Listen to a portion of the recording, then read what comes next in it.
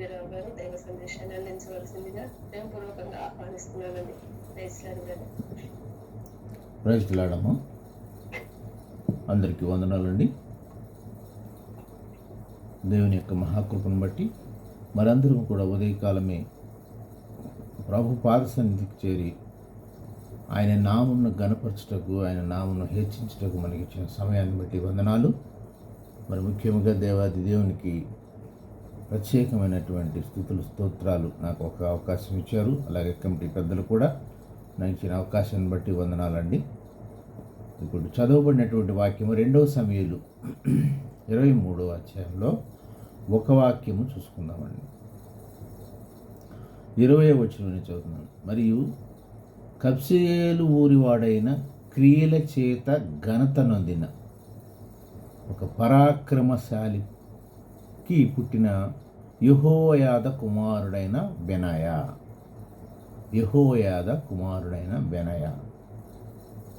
అని ఒకడుండెను. ఇతడు మోయాబీలను సంబంధులకు ఆ 2 శూరులను హతం చేసెను. మరియు మంచు కాలమున బయలు వెడలి బావిలో దాగి ఉన్న ఒక సింహమును చంపాను. ఒక ప్రత్యేకమైనటువంటి యోధుడు ఉన్నాడు. బెనాయా కుమారుడైన యెహోయాదా కుమారుడైన బెనాయా గురించి కొన్ని మాటలు నేర్చుకుందామండి. బెనాయా ఎవరు? బెనాయా ఎక్కడ పుట్టారు? బెనాయా ఏం చేశారు?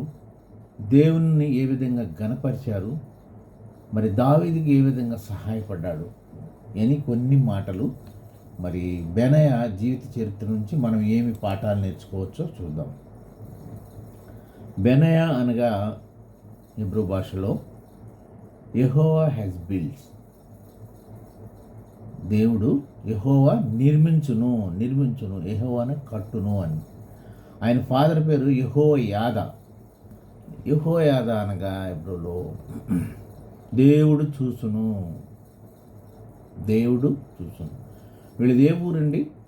కబ్జేలు వాడు. కబ్జేలు అనగా సమకూర్చును. చూడండి, ఒక కుటుంబంలో మరి సమకూర్చే దేవుడు ఉంటే, ఆ కుటుంబాన్ని చూసే దేవుడు ఉంటే, ఆ కుటుంబానికి ఎన్ని మరి ఘనమైన కార్యాలు జరుగుతాయి. అన్నీ కూడా మంచి కార్యాలే. అందులోనూ ఇతను ఎవరండి? గ్రాండ్ ఫాదర్గా మంచి క్రియలు చేత ఘనత నొందిన ఒక పరాక్రమశాలి. ఆయన చూడండి, ఆయన బిరుదులు పరాక్రమశాలి, ఘనత నొందినవాడు. ఎలాంటి క్రియల చోత మనకు ఉంటుంది కదండి, క్రియలు లేని విశ్వాసము మృతతుల్యమని. అలాగే మంచి క్రియలు చేస్తారు. ఈయన ఒక సోల్జర్ అండి, యుద్ధవీరుడు.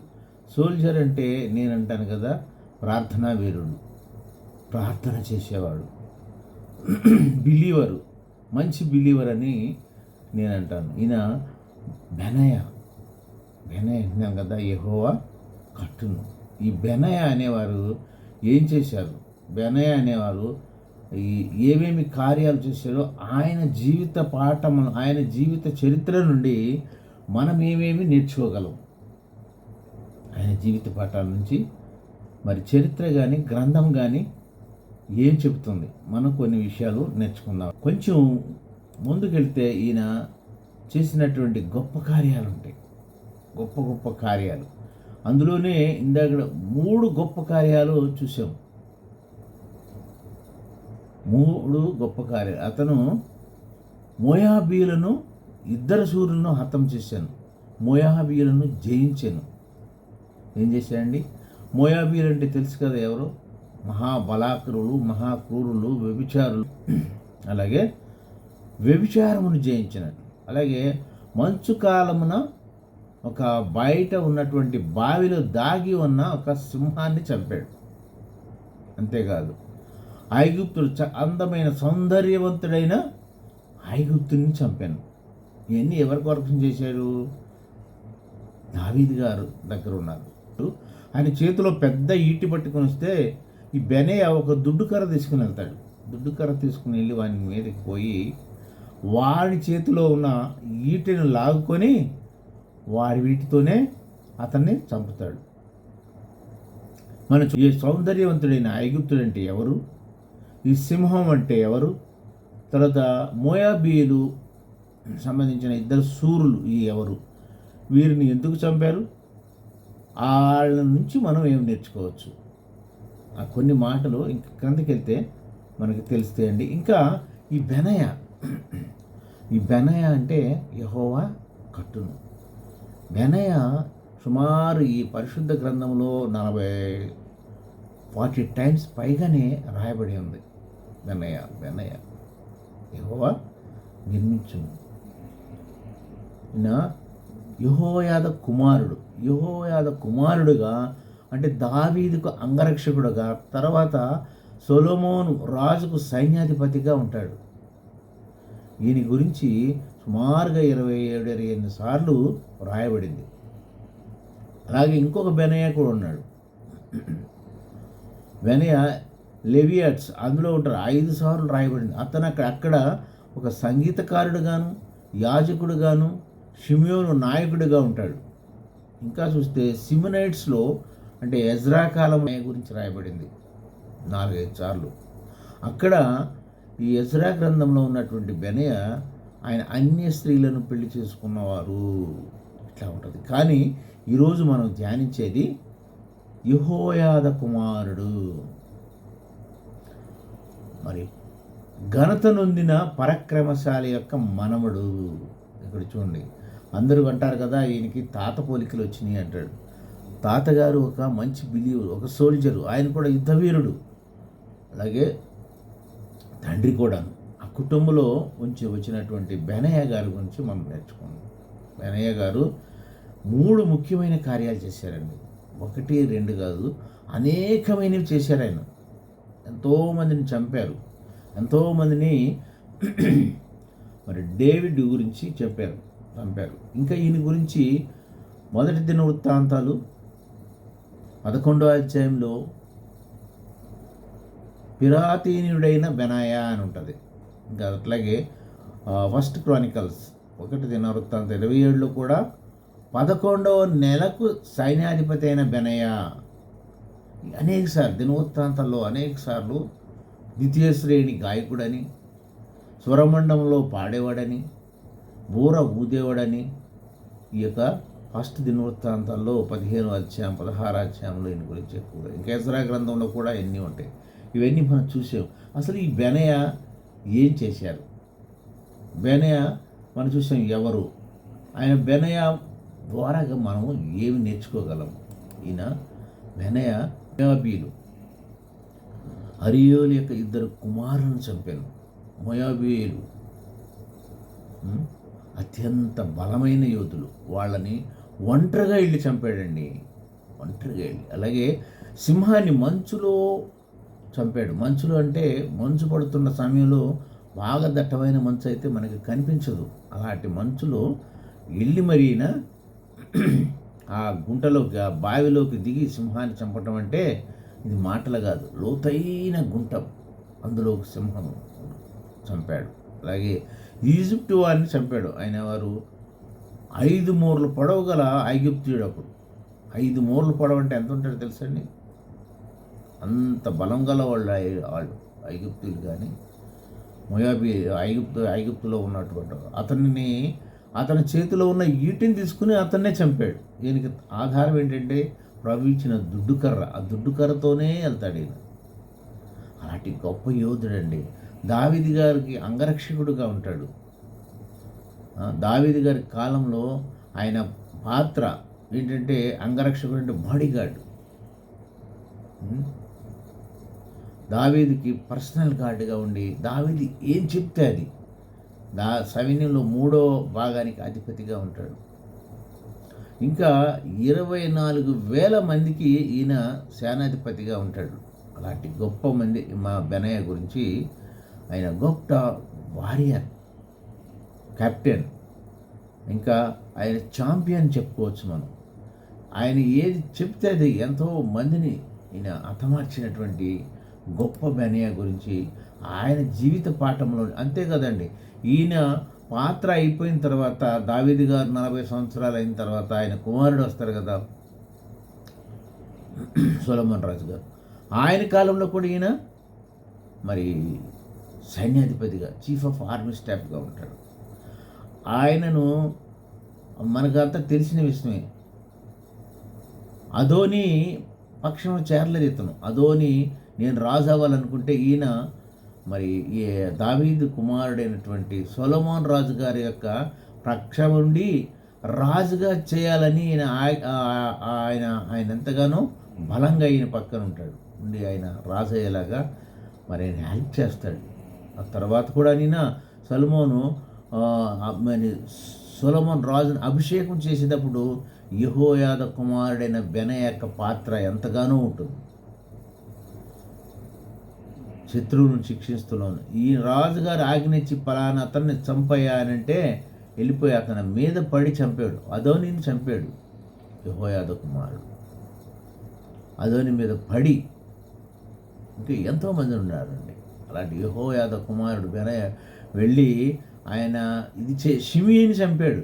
ఈయన పెద్ద పెద్ద వీరులను యెహోయాదా కుమారుడైనటువంటి బెనయా గారి గురించి ఇంకా అనేక విషయాలు మనం నేర్చుకుందాం రండి. ఈయన తర్వాత ఒక పెద్ద ప్రమోషన్ వచ్చి బిగ్గెస్ట్ ప్రమోషన్ బెనయాకు వస్తుంది. సైన్యాధిపతి చేస్తారు. ఈయన బ్రతికిన కాలం అంతా కూడాను ఆయన రాజుగారికి రాజ్య ఆజ్ఞ ఒక్క మాట కూడా జవదాటక ఆయనను అనుసరించేటువంటి గొప్ప వ్యక్తి ఇలాంటి బెనయా. ఈ బెనయా గారి గురించి తెలుసుకున్నాం. బెనయా అంటే ఏమనుకున్నామండి మనము? యెహోవా కట్టు.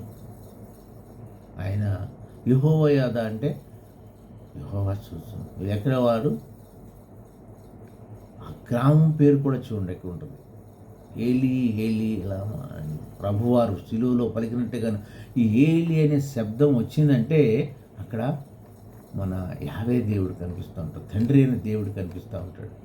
అట్లాగే బెత్షేలు గ్రామం వాడు. ఏ గ్రామం వాడండి? ఆ గ్రామం వాడు అంటే యెహోవా సంరక్షణ ఉన్నటువంటి గ్రామం వాడు. అలాంటి గ్రామం నుంచి వచ్చినటువంటి గొప్ప వ్యక్తి గురించి మనము ఈరోజు కొన్ని పాఠాలు నేర్చుకుందాం. ఆయన మనకు నేర్పిన పాఠాలు ఏంటంటే, మనము ఈ మోయాబీలు తెలుసు కదా మీరు ఎవరు? మోయాబీలు, అమ్మోనీయులను వీళ్ళందరూ కూడాను ఏ సంతానము? అక్రమ సంతానం నుంచి వచ్చినటువంటి వాళ్ళు. వీళ్ళ యొక్క ఇదేంటంటే వ్యభిచారం. ప్రభువుకి హేయమైనవి రెండే ఉన్నాయి మనకు తెలుసు కదా, వ్యభిచారము, విగ్రహారాధన. వ్యభిచారము, విగ్రహారాధన ఇవి ఆయన జయించాడు. యేసుక్రీస్తు వారు కూడా అవి రెండు కూడా జయించారు. అట్లాగే యేసుక్రీస్తు వారికి షాడోగా ఎన్నో గుణలక్షణాలు కనిపిస్తూ ఉంటాయి. మనకు సంఖ్యాకాండం 25 అధ్యాయంలో చూస్తే 25:1 నుంచి చూస్తే అక్కడ యెహోవా మోషేకు ఇలాగ సెలవిస్తాడు. యాజకుడైన అహరోను మనవడును ఎలియాజరు కుమారుడైన ఫినెహాస్ ఇజ్రాయిలుల శక్తిలో దిగి ఉండగా ప్రజలు మోయాబీరాండ్రు వ్యభిచారం చేయసాగిరి. ఆ స్త్రీలు తమ దేవతలను బలులుగా ప్రజలకును పిలువగా వీరు వారితో భోజనం చేస్తూ కూర్చున్నారు. అక్కడికి వెళ్ళి మనకు తెలుసు కదా, ఈ ఫినెహాస్ ఆయన ఒక బాకు తీసుకుని వ్యభిచారం చేస్తున్న వారిని చంపుతారు. ఆ వ్యభిచారాన్ని అరికట్టాలి. వ్యభిచారాన్ని అరికట్టాలంటే ప్రభు సహాయం కావాలి. విగ్రహారాధన. అప్పుడు ఈ యొక్క మోయాబీరాండ్రు అందమైన వాళ్ళని వీళ్ళ మీదకి ఎగ్గొలిపినప్పుడు వ్యభిచారం జరిగితే అక్కడ కొన్ని వేల మందిని ప్రభుకు కోపం వస్తే కూల్చేస్తారు. అందుకని మనము ఈ వ్యభిచారం అనేటువంటి దాన్ని వదిలివేయాలి, జయించాలి. అలాగే విగ్రహారాధన జయించాలి. ఇలాంటి జయించినటువంటి వారిలో మళ్ళీ చూడండి, వీళ్ళు ఎలాంటి వాడండి? మంచి విశ్వాసం కలిగినటువంటి వాళ్ళు. మంచి విశ్వాసము ఎలాంటిదంటే మరి యెహోవా దేవుని యొక్క ఆజ్ఞలను అనుసరించడానికి ఈ విశ్వాసం అనేది బలమైన విశ్వాసం కలదు. దీనికి మనం జేమ్స్ 2వ అధ్యాయం చూస్తే 14 నుంచి కొన్ని ఉంటాయండి. అక్కడ విశ్వాసము కలదని చెప్పిన ఎడల ఏమి ప్రయోజనము? మనం విశ్వాసం అని చెప్పుకుంటే ప్రయోజనం ఏమిటండి? అట్టి విశ్వాసతను మనం రక్షించగలదా? ఎట్టి విశ్వాసము? క్రియలు లేని విశ్వాసం. మీ సహోదరుడైనను పొరుగు వాళ్ళైనా ఎవరైనా మీ దగ్గరికి వచ్చి మరి ఆకల్లో ఉండి భోజనం పెట్టమంటే ఆయనకి చల్లటి మాటలు చెప్పి చక్కగాను ఆయనకి ఏం సహాయం చేయకుండా వెళ్ళిరా అని చలి కాసుకో దుప్పట కప్పుకో అని తప్పించుకుంటూ దానివల్ల మనకు ప్రయోజనం ఉంటుందా? విశ్వాసము క్రియలు లేనిదైతే అది ఒట్టిది, మృతతుల్యమైనది. అందుకని ఆ విశ్వాసం మనకున్నదా? అలాంటి వీళ్ళు విశ్వాస వీరులండి. వాళ్ళు సోల్జర్స్ అంటే మరి బిలీవర్స్, విశ్వాస వీరులు. ఆయన ఎంతగానో మరి విశ్వసించారు. రాజాజ్ఞ మీరకుండా దేవుని ఆజ్ఞ చేసిన కార్యాల్లో ఒకటి, సింహాన్ని చంపాడు, 2 మోయాబీలను చంపాడు, మరి సౌందర్యవంతుడైన ఈజిప్టును వాడైనట్టు అతన్ని చంపాడు. వీళ్ళు ఎవరు? వీళ్ళ గురించి మనం కొన్ని విషయాలు నేర్చుకుందాం రండి. ఇక్కడ మరి ఎఫెస్సి 6:13 ఏముంటుందంటే, మీరు అబద్ధమునందు వారిని ఎదిరింపకూడదు, సమస్తము నెరవేర్చు వారే నిలువబడుటకే శక్తిమంతులగినట్లు దేవుడిచ్చిన సర్వాంగ కవచమును మనం ధరించుకోవాలి. అబద్ధాన్ని వదిలేయాలండి. దేవుడిచ్చినటువంటి సర్వాంగ కవచాన్ని మనం ధరించుకొని ఉంటే, మీ నడుముకు సత్యమనే తట్టును కట్టుకొని నీతియును మైమరుపు మరి తొలుగును, మీ పాదాలకు సమాధాన సువార్త వలన సిద్ధముగా ఉన్నటువంటి జోళ్ళు వేసుకోవాలి. ఇవన్నీ కలిగినటువంటి యుద్ధవీరులు ఈ యెహోయాద కుమారుడైనటువంటి బెనయా గారు. విశ్వాసం అనే డాలు పట్టుకోవాలి. దానికి మీరు దుష్టుని అగ్నిబాణం నుండి ఆర్పివేటకు శక్తిమంతులు అవుతారు. ఎలాంటి విశ్వాసం అండి? ఈ పనులు చేయాలంటే గట్టి విశ్వాసం ఉండాలి, ఈ యొక్క రక్షణ ఉండాలి, దేవుని యొక్క మరి సత్యముగా నీతిగాను నిజాయితీగా ఉండాలి.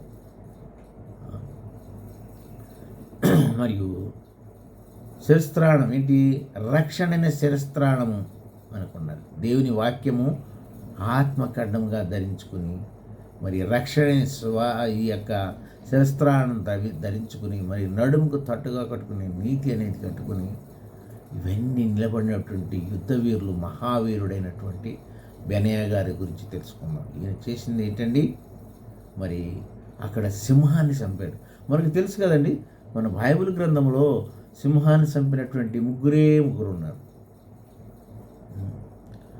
మనం స్టార్టింగ్ నుంచి చూస్తూ వస్తే సంసోను గారు కనిపిస్తారు, తర్వాత దావీదు గారు, తర్వాత బెనయా. ఈ ముగ్గురేనండి. ఈ ముగ్గురు మాత్రమే సింహాన్ని చంపేవారు. సింహం అంటే ఏంటండి? ఇది సింహం అంటే మరి అర్థం రండి చూద్దాం రండి. సింహం అంటే ఏంటి? సింహము గర్జించు సింహం వల్లే మన దగ్గరికి వస్తారు. ఎవరండి? అపవాది. ఈ సింహం అనేది ఏంటంటే అపవాది. ఈ అపవాదిని జయించాడండి ఆయన. అపవాదిని జయించి మరి ఈ సింహాన్ని చంపాడు. చంపాడంటే సింహాన్ని జయించాడు. అలాంటి సింహం ఇది మరి మంచు కురుస్తున్న సమయంలో, మంచు కాలంలో బావిలో ఉన్న సింహం చంపడం అంటే ఎంత కష్టం అండి? బావిలో దాగి ఉన్న సింహాన్ని వెళ్ళి చంపాడు ఈయన. అలాంటి ఈ సింహం అంటే మనకు తెలుసు కదా, మన పరిశుద్ధ గ్రంథంలోనే రిఫరెన్స్లు ఉన్నాయి. ఆ పరిశుద్ధ గ్రంథంలో ఉన్నటువంటి ఆ రిఫరెన్స్లు చూద్దాం రండి. అక్కడ గర్జించు సింహం అంటారు. గర్జించు సింహం వల్లే అపవాది మన మీదకి వస్తూ ఉంటాడు. అలాగే ఈ మోయాబీలు అంటే తెలుసు కదా మనకి. మోయాబీలు అంటే వ్యభిచారం చేసేవాళ్ళు, విగ్రహారాధులు. ఇక్కడ వ్యభిచారం అనే దాన్ని జయించాడు ఈయన. విగ్రహారాధన అనే దాన్ని జయించారు. సరే, మోయాబీలు మనకు ఒకటి తెలుసు కదా. మోయాబీలు కింగ్ ఒక ఉంటాడు, బాలాకు అని. ఈ యొక్క స్టోరీ అంతా మనం విన్నది. బాలాకు ఎవరిని పిలిపిస్తాయండి? అక్కడున్న ప్రాఫిట్ అయినటువంటి బిలాముని పిలిపిస్తారు. బిలాము గారి నోటి మాట నుంచి వస్తే ఇశ్రాయేలు ఆశీర్వదించబడతారు. నువ్వు వచ్చేసి ఇశ్రాయేల్ని దూషించు, మమ్మల్ని ఆశీర్వదించు అని ఆయనకి బహుమానాలు ఇచ్చి ఆయన తీసుకొచ్చేసి మరి అక్కడికి గాడిద మీద వెళ్తున్న గాడిదకి ఎదురుగాను దేవదూత వస్తారు వెళ్ళొద్దని. అయినా గాడిద మాట్లాడుతుంది. ఆ స్టోరీ అంతా తెలుసు. అలాంటి ఈ ప్రాఫిట్ అయినటువంటి బిలాము నేను ఎన్నిసార్లు శపించాలని చూసినాను, నోటి వెంటే మళ్ళీ ఆయన దీవెనలే వస్తున్నాయి. కాబట్టి నేను వాళ్ళని శపించలేనన్నప్పుడు ఒక సలహా ఇస్తాడు ఆయనకి. ఆ మోయాబీ అయినటువంటి కింగ్ బాలాకు ఈ బిలాం గారు ఏమని సలహా ఇస్తారంటే, అయ్యా మీకు తెలుసు కదా, మోయాబీలో అందమైన స్త్రీలు ఉంటారు. అందమైన స్త్రీలను మీరు ఈ యొక్క ఇజ్రాయెల్ మీదకి మరి పంపించండి, వ్యభిచారం చేయించండి, తద్వారాగా వాళ్ళని తీసుకొచ్చేసి విగ్రహారాధన చేయించండి. అప్పుడు మరి యెహోవా దేవునికి ఉగ్రత, యెహోవా దేవునికి కోపం వస్తుంది. ఆ కోపం వలన మరి వీళ్ళందరూ నశించబడతారు అని సలహా ఇచ్చినప్పుడు ఆయన సలహా మేరకు మోయాబీరాన్లో ఉన్నటువంటి అందమైన అందగత్తెలను పంపించి ఇశ్రాయేలు మీద వ్యభిచారము మోపుతారు. దేవునికి హేయమైనవి వ్యభిచారము, విగ్రహారాధన, ఈ రెండు చేయటం వల్ల దేవుని యొక్క ఉగ్రతకు గురై అనేక మంది అక్కడ చనిపోతారండి. అవునా? ఇది మనందరికి తెలిసిన విషయమే. మనం కూడాను సాధించవలసింది, జయించవలసింది ఏంటంటే ఈ విగ్రహారాధన, వ్యభిచారం.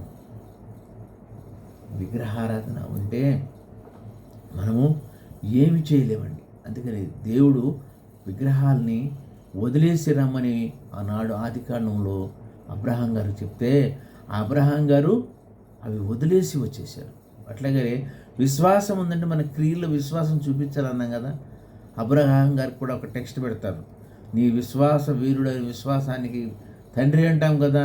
ఆయన విశ్వాసాన్ని ప్రూవ్ చేసుకోవాలంటే ఆయన అతిగా ప్రేమించినటువంటి కుమారుడు ఐజాక్ గారిని బలియమంటే మొరియా పర్వతం మీద తీసుకెళ్తారు, కట్టెలు పేరుస్తారు, ఆయన తాళ్ళతో కట్టి మరి ఆయన కత్తి ఎత్తి బలి ఇవ్వబోయే సమయంలోనికి ప్రభువారి యొక్క ఆజ్ఞ వస్తుంది.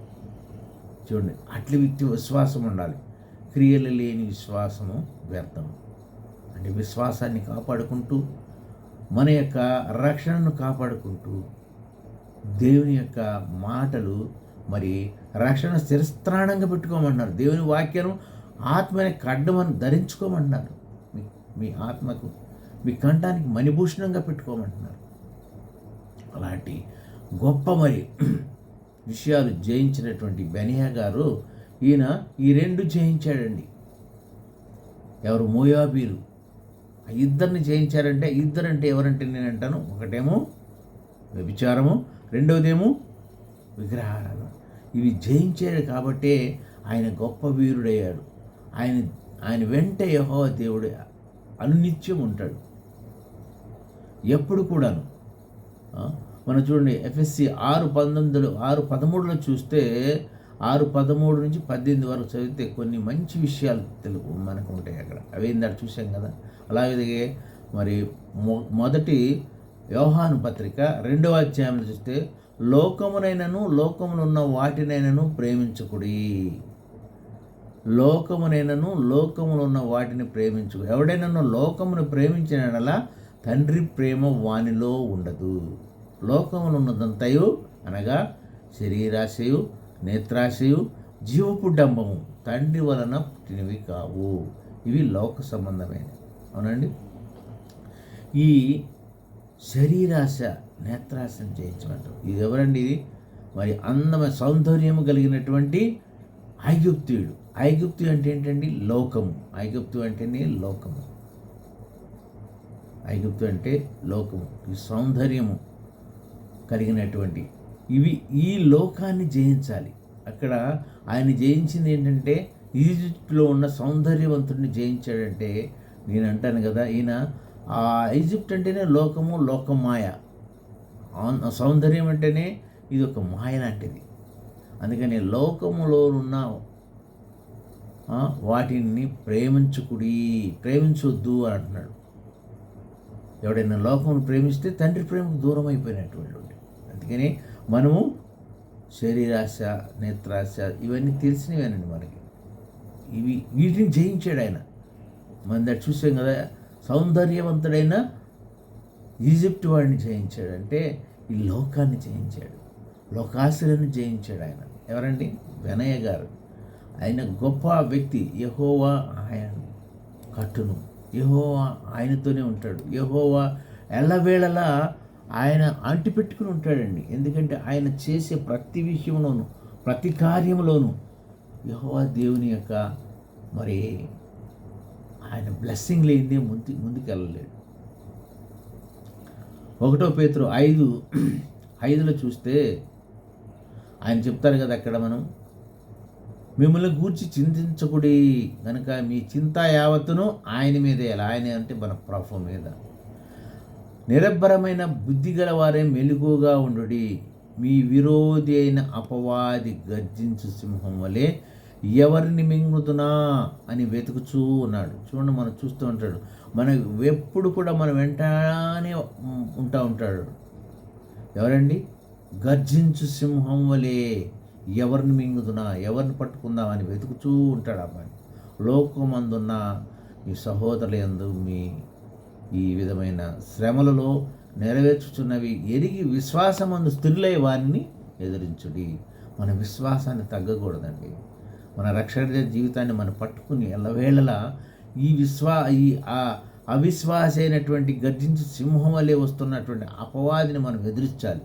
ఈయన బెనయ్య గారు ఏం చేశారంటే ఈ అపవాదిని ఎదిరించాడు, ఈ జారత్వాన్ని ఎదిరించాడు, అపవిత్రతను ఎదిరించాడు. ఇవన్నీ కూడాను ఎదిరించేసి మరి ఆయన మరి సింహం అంటే నేను అంటాను కదా, ఈ అపవాది. ఎలాంటి సింహం అండి? లోతైన బావిలో పడిపోయినటువంటి ఆ యొక్క సింహాన్ని. సంసోన్ గారు కూడా లోతైన బావిలో పడిపోతాడు. ఆ వేసి దగ్గరికి వెళ్ళిపోయి ఎన్నిసార్లు విసిగించింది ఆయన రహస్యం చెప్పమని. ఆ చిక్కుముడికి చివరికి చెప్పేసిన తర్వాత ఆయన జుట్టు తీసేస్తారు, మనకంతా తెలుసు, కళ్ళు తీసేస్తారు. ఎందుకంటే అపవాది వెతుకుతూ ఉంటాడు ఎప్పుడు మృంగుదవాన్ని. అందుకని మనం ఎలా ఉండాలంటే కొలస్సి 3:5 ఉంటాడు. భూమి మీద ఉన్న మీ అవయవాలు అనగా జారత్వము, అపవిత్రతను, కామాతృతను, దురాశను, విగ్రహారాధన అయినటువంటి ధనాపేక్షను చంపివేయండి. అవి జయించాలండి. మనం వాటన్నిటిని జయించాలంటే దేవుని యొక్క ఆశీర్వాదం, దేవుని యొక్క వాక్యము, దేవుని యొక్క రక్షణ అంతా ఉండాలి. ఇవేని జారత్వము, అపవిత్రత, కామాతృత, దురాశము, విగ్రహారాధన, ధనాపేక్షను చంపివేయడి. వాటి వలన దేవుని ఉగ్రత అవిధేయుల మీదకి వస్తుంది. మన మీదకి అవిధేయులం అయ్యావా, ఇవన్నీ కూడా వస్తానికి రెడీగా గర్జించి సింహం వల్లే మన చుట్టూ తిరుగుతూ ఉంటాడు అపవాది. ఇవన్నీ కూడాను ఆయన బెనయ్య గారు జయించారు. అక్కడ మనకి లిఖితముగా రాసి ఉంచారు 2వ సమూయేలు గ్రంథంలో, దినవృత్తాంతంలో. ఈ బెనయ్య గారు చేసినటువంటి పనులు, దాని నుంచి మనం పాఠాలు నేర్చుకోవాలి. ఆయన 3 ఘనమైన కార్యాలు చేశారు. ఆ 3 ఘనమైన కార్యాలు ఇంతకు ముందే మనము చదివాము, చూసాము. అలాంటి బెనయ్య గారు చూడండి, సింహం జయించడం అంటే అపవాదిని జయించారు. అపవాదిని జయించాడండి. జయించి ముందుకు వచ్చేసి ఎంతోమందికి మరి ఆదర్శంగా ఉన్నారు ఆ కుటుంబమే. మరి బైబిల్ మొత్తంలోనూ మరి గనులైన వారు 2 ఉన్నారు. మీకు తెలిసే ఉంటుంది. సునేమిరాలు ఎలీషా గారి సమయంలో మరి ఆయనకి ఎంతగానో మిద్ది మీద ఒక రూము కట్టి, ఒక మంచం వేసి, బల్ల వేసి అన్ని సమకూర్చినటువంటి ఆమెనే గనురాలు అన్నారు. ఇక్కడ కూడా బెనయ్య తాతగారిని ఒక్కనే ఘనుడైన పరాక్రమశాలి చూడట్టు అంటారు. నేను చూడలేదండి, ఇంకెక్కడ కూడా నాకు కనిపించలేదు. ఘనుమైన గనురాలైన వీళ్ళిద్దరే కనిపిస్తారు. అలాంటి ధన్యత ఇచ్చి మరి సువర్ణాక్షరాల్లో పరిశుద్ధ గ్రంథంలో వారి పేర్లు రాయబడినాయి అంటే వాళ్ళు ఎంత సేవ చేశారండి, ఏమేం జయించారు చూసాం కదా మనం. అలాంటి జయించి మనం కూడాను ఈ అపవాదిని జయించాలి, జారత్వం జయించాలి. అప్పుడు జయించినప్పుడు మాత్రమే మనకి కావాల్సినటువంటి ఈ జయించడం వల్ల ఉపయోగం ఏంటండి మనం చూద్దాం రండి. జయించారా మీరు? ప్రకటన గ్రంథం 3వ అధ్యాయము 3వ వచనంలో ఉంటుంది. నీవు ఎలాగూ ఉపదేశం పొందితివో, ఎలాగూ వింటివో జ్ఞానము చేసుకొని దానిని గైకొనుచు మారు మనసు పొందము. నీవు జాగృడవై ఉండిన ఎడల నేను దొంగవలే వచ్చేదను, ఏ గడియన మీ మీదకి వచ్చేదనో మీకు తెలియదు. అయితే తమ వస్త్రములను పవిత్రపరచుకొని కొందరు సార్దీసులో నీ వద్ద ఉన్నారు. వారు అర్హులు గనక తెల్లని వస్త్రములు ధరించుకొని నాతో కూడా సంచరించెదరు. ఈ జయించిన వారంట తెల్లని వస్త్రాలు ధరించుకుని దేవుని సన్నిధిలో ఉండి దేవుని దగ్గర ఉంటారు, పరమ తండ్రి దగ్గర. ఎవరండి వీళ్ళు? జయించిన వాడు అలాగనే తెల్లని వస్త్రములు ధరించుకొనును. ఎవరు జయించారు? బెనయా జయించారు. అపవిత్రతను, జారత్వాన్ని, వ్యభిచారాన్ని, విగ్రహారాధని ఇవన్నీ జయించాడు. అపవాదిని జయించాడు. మరి లోకాన్ని జయించినటువంటి మరి వీళ్ళందరికీ కూడాను ఎక్కడుంటారండి? జయించిన వాడు అలాగనే తెల్ల వస్త్రములు ధరించుకొని జీవగ్రంథములో నుండి అతనిని పేరెంత మాత్రమును తుడిచిపెట్టక నా తండ్రి ఎదుటన ఆయన దూతల ఎదుటను అతని పేరు ఒప్పుకొందును. చూడండి, ప్రభువారే సెలవిస్తున్నారు. ఇవన్నీ జయిస్తున్నట్టే మనం చెప్పాం కదా ఇంతకుముందు, అవన్నీ జయిస్తే మనకు కూడా తెల్లని వస్త్రాలు ధరింపజేసి తండ్రి ఎదుటనే, దేవదూతల ఎదుటనే మనల్ని కూర్చోబెడతారు. ఎంత గొప్ప ధన్యత అండి. పవిత్ర గ్రంథంలో ఈ బెనయా గారి గురించి అంతక్రితం చాలామందికి తెలియదు అనుకుంటున్నారు. బెనయా గారు చేసిన గొప్ప కార్యాలు, ఆయన బలము నీతి కార్యాలకై ఉపయోగించాడు. ఆయన చూడండి, అధోని పక్షం చేరలేదంట. అధోని ఎవరండి? ఒక దుష్టుడు, ఒక దుర్మార్గుడు, దురాలోచన గల తండ్రిని ఎదిరించి తండ్రిని చంపి రాజు అవ్వాలనుకున్నాడు. ఆయన పక్షం వెళ్ళలేదు. ఆయన పక్షమును వెళ్ళకుండాను ఆయన ఎవరి పక్షం వస్తారు? దేవుని పక్షం ఉంటారు. అలాగనే మనము సంఘంలో ఆత్మ చెప్పుచున్న మాట చెవిగలవాడు వినుడుగాక. సంఘంలో మనం మాట వినాలండి. అలాగే ప్రకటన గ్రంథం 3వ అధ్యాయంలోనే 21వ వచనంలో ఉంటుంది, నేను ప్రేమించు వారందరినీ గద్దించి శిక్షించుతున్నాను కనుక. ఆయన చూడండి, ఆయన గద్దిస్తున్నాడు, శిక్షిస్తున్నాడంటే ఆయన ప్రేమిస్తున్నాడని. ఆయన ప్రేమ అధికముగా ఉంటుంది కనుక నీవు ఆసక్తి కలిగి మారు మనసు పొందము. మరి మారు మనసు లేని జీవితం వ్యర్థమండి. విశ్వాసం, క్రియలు లేని విశ్వాసం వ్యర్థమండి. అలాగే మనం మారు మనసు పొంది ఆయన తట్టు చూస్తే ఆయన గద్దిస్తాడు కానీ ప్రేమిస్తాడు, శిక్షిస్తాడు కానీ ఆశీర్వదిస్తాడు. ఇదిగో నేను తలుపు వద్ద నుండి తట్టుచున్నాను, ఎవడైనా నా స్వరం విని తలుపు తీసినాడలా నేను అతని అంతకు వచ్చి నేను నాతో కూడా అతను భోజనం చేయను. చూడండి, మరి పొట్టి చక్ర ఏం చేస్తాడండి? ఒప్పుకుంటాడు. ఆయన ఇంటికి ఆ రోజునే రక్షణ వస్తుంది, తీసుకెళ్తాడు. వాళ్ళిద్దరూ కలిసి ప్రభుతో భోజనం చేయటం అంటే మాట్లాడండి, ఎంత ధన్యత, ఎంత ఆశీర్వాదము. అలా 21వ వచనంలో నేను జయించి నా తండ్రితో కూడా ఆయన సింహాసనందు కూర్చుని ఉన్నాను. ఆయన లోకాన్ని జయించాడండి, లోకాశలను జయించాడు, వ్యభిచారం జయించాడు, విగ్రహారాధన జయించాడు, సమస్తమైనటువంటి అపవాదిని జయించాడు. జయించి ఎక్కడ ఉండాడని? నా తండ్రితో కూడా ఆయన సింహాసనందు కూర్చొని ఉన్నాను. ఆ ప్రకారమే జయించిన మీరందరూ కూడాను అని నాతో కూడా నా సింహాసనం వద్ద కూర్చుండనిచ్చిదను.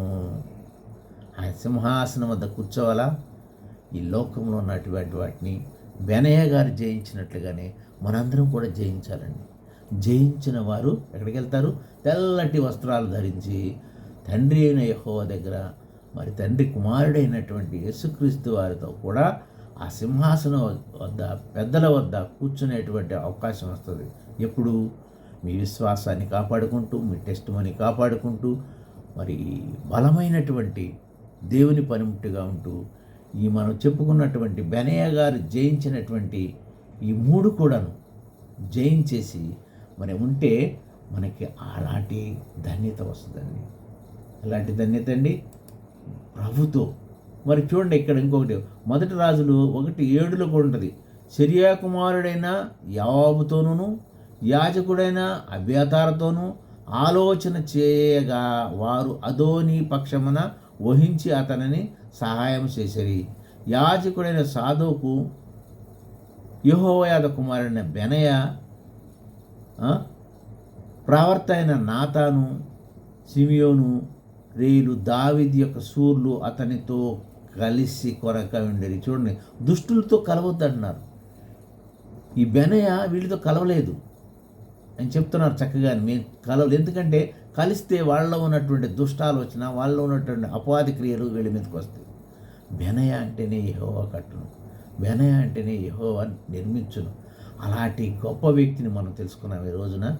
మనమందరూ కూడాను ఆయన జయించినట్లుగానే లోకాన్ని జయించాలి, లోకాశల్ని జయించాలి, అలాగే సైతాన్ని జయించాలి, శోధకుడిని జయించాలి, విగ్రహారాధన జయించాలి, వ్యభిచారం జయించాలి. ఇవన్నీ జయించినప్పుడు తెల్లటి వస్త్రాలు ధరింపజేసి మన ప్రభు అయిన యావే గారి దగ్గర మనం కూర్చున్నటకు మనకు కూడాను అవకాశం ఉంటుంది. పెద్దల ఎదుటను, అనేకమైనటువంటి పరిశుద్ధుల ఎదుట కూడాను మనం కూడా ఉండాలంటే జయించాలి. ఈ చెప్పబడినటువంటి వాటిని జయించి పవిత్రమైన వాక్యమును పాటిస్తూ మన యొక్క క్రియలు కలిగిన విశ్వాసంతో జీవిస్తే మనం తప్పకుండాను బెనయలాగానే ఇవన్నీ కూడా జయించగలము. ప్రభువారు వచ్చినప్పుడు మనల్ని తీసుకుని వెళ్తారు. నా తండ్రితో కూడా ఆయన సింహాసనంలో కూర్చుంటూ ఉన్నాడు. నేను జయించి ఉన్నాను అంటున్నారు. చూడండి, సిలువలో కూడాను అన్నీ భరించారంటే ఆయన లోకాన్ని జయించారు కాబట్టి అవన్నీ భరించారు. ఎన్ని జయించారండి సిలువలోను. ఆయన మీద ఉమ్ము వేస్తున్నా కానీ, దెబ్బలు కొడుతున్నా కానీ, తండ్రి వీరేం చేయించున్నారు వీరు ఎరుగురు కనుక ఇవన్నీ క్షమించమని, ఇవన్నీ లోకాన్ని జయించాలి, మన పాపాలని తుడిచిపెట్టాలి, పాపములు విరవాలంటే ఇవన్నీ జయించారు ప్రభువారు. యేసుక్రీస్తు వారు జయిస్తేనే కానీ ఆయనకి మనకి సాధ్యం కాలేదు. ఆయనని అడుగుజాడలో మనం నడవాలని, ఆయన అడుగుజాడలు పవిత్రమైనటువంటి మాటలను పట్టుకొని, మనకు తెలిసిన మాటలు ఇతరులతో పంచుకుంటూ సాక్షి జీవితం కొనసాగిస్తూ క్రియలు కలిగిన విశ్వాసంతో ముందుకు వెళదాం. ఈ కొన్ని మాటలు దేవుడు దీవించిన గాక. చిన్న ప్రార్థన చేసుకుని ముగించుకుందామండి. ప్రేమ నమ్మకం గల మా తండ్రి, పరిశుద్ధుడా, పరిశుద్ధ మీ నామం కోట్లాది స్తుతులు స్తుతులు, స్తోత్రం స్తోత్రం స్తోత్రం. నాయన, అల్పుడను బలహీనుడైన నన్ను నాయన నిలబెట్టుకుని, అయా నా నోట్లో మీ మాటలుంచి మరి ఇప్పటి వరకు ఆశీర్వదించిన విధానం బట్టి వందనాలు ప్రభువా. నేను పలికిన ఈ మాటలు నాయన అందరి హృదయాల్లోనూ ఫలించులాగా సహాయం చేయండి తండ్రి. తద్వారా ఘనత, మహిమ, ప్రభావాలు మీరే పొందుకోమని తిరిగి రాను నజరేయుడైన అతి పరిశుద్ధుడైన యేసయ్య నామమున అతి మిక్కిలి వినయంగా బ్రతిమలాడి వేడుకుంటున్నాను నా పరమ తండ్రి. ఆమేన్, ఆమేన్. అందరికీ వందనాలండి. Shalom, shalom, shalom. Praise the lord అమ్మా.